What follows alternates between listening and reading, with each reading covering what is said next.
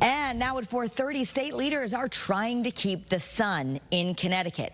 And a new proposal could prevent the team from being bought and moving to another state. But it does involve taxpayer money, possibly $100 million or more.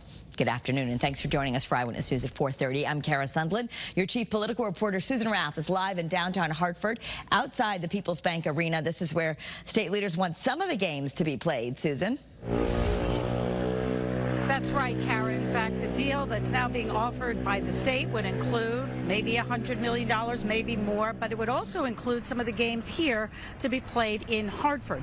Very few people, you'd be hard-pressed to find anyone who didn't want the Connecticut Sun to leave Connecticut, but how much the state would be ready to offer, well, that's debatable.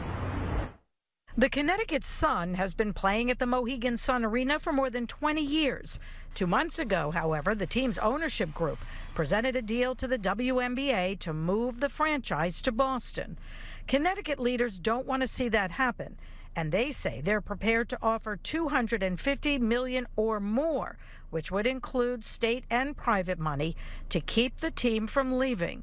This could make it possible for games to be played at Mohegan Sun and the People's Bank Arena, formerly the XL Center. I would agree the perfect solution is not to have the state involved. The perfect solution is to sell it to an owner in Connecticut and do it. But if they need us to be partners with them, it would not be unusual if you look across the country and how some of these deals come together. House Speaker Matt Ritter says the state needs to look at the numbers to see if it can make any money back with things like ticket sales and concessions. Where would the state get the money? Well, we are told more than likely it would have to be bonded, but that's all being worked out.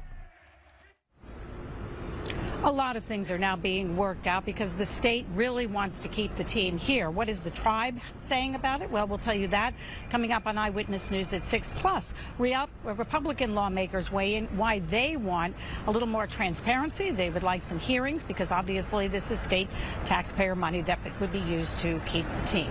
We'll have that coming up on Eyewitness News at 6. Your chief political reporter, Susan Raff, Channel 3, live in Hartford. Okay.